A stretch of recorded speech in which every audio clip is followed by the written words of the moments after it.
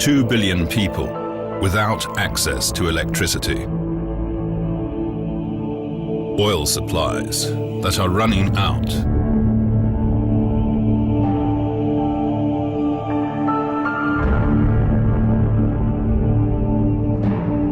The renaissance of coal.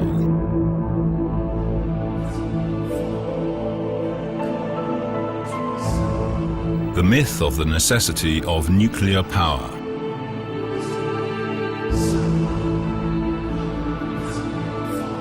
Every second person in the world lives in slums. Is our imagination equal to the task of breaking down these barriers?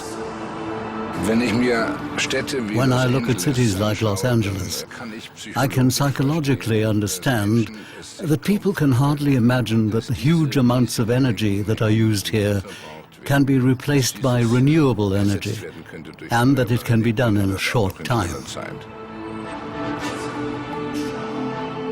And even without emissions.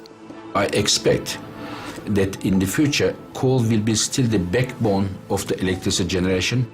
I can psychologically understand it, although the fact cannot be justified.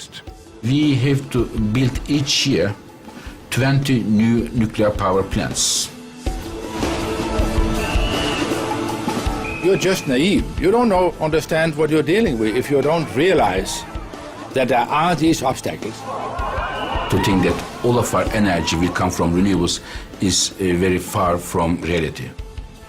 The uncertainty that this potential would suffice is just laughable. Always with the argument that it's not enough. And you create a bridge to keep doing something else for a few decades longer. The main thing is no renewable energy, because these renewable energies will trigger a structural change for the energy sector.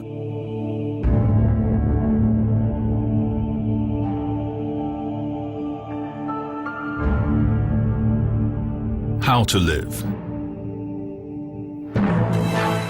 Following what concept?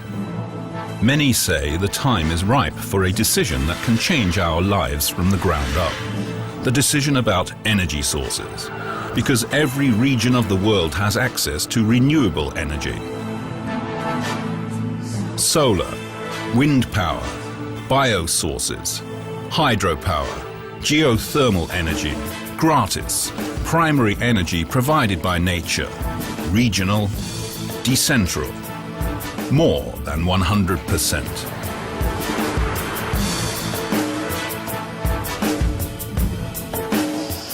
Everything depends on the answer to the one great question. What energy do we want to live with?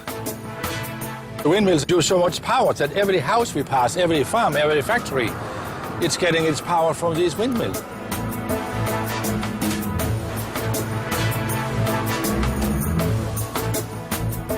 In Germany, they could forget about their 25 big coal stations if they built hundreds of these combined heat and power stations.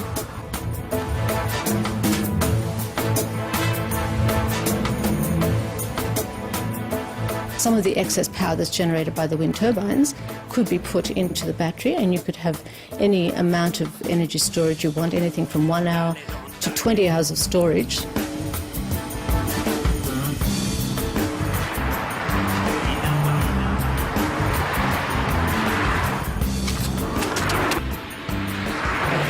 Well, the general idea is to really help drive forward the electric car revolution.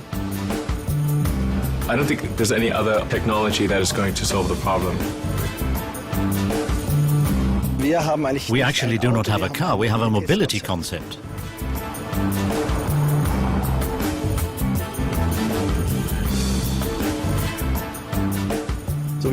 I realized in the beginning not only wind power plants could help, but a range of energy sources.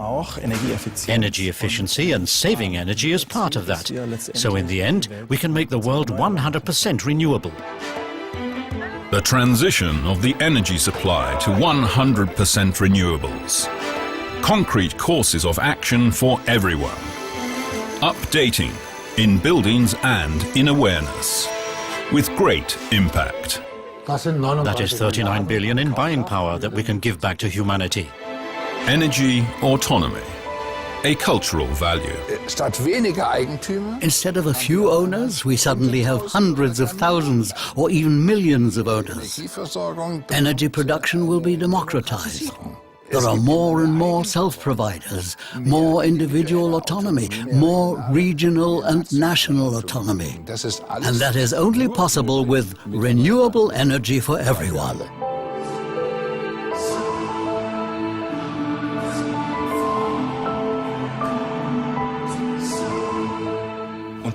With this technology, we can revolutionize life in African villages.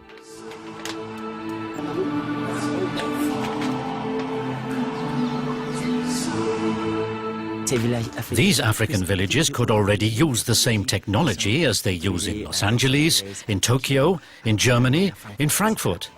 The same technology that is available for the whole world.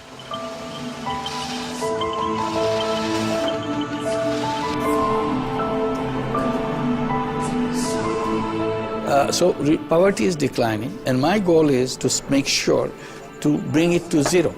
When Bangladesh will have zero poverty, meaning that not a single person in Bangladesh will be a poor person. I'm saying let us make it 2030.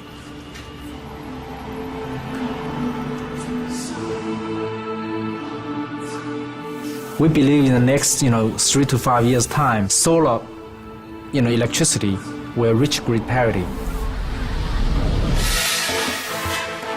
Means the electricity price generated by solar will be similar or comparable to the electricity price you pay today. The future of the world will be decided by whether or not the revolution of the energy supply practically cuts across all barriers.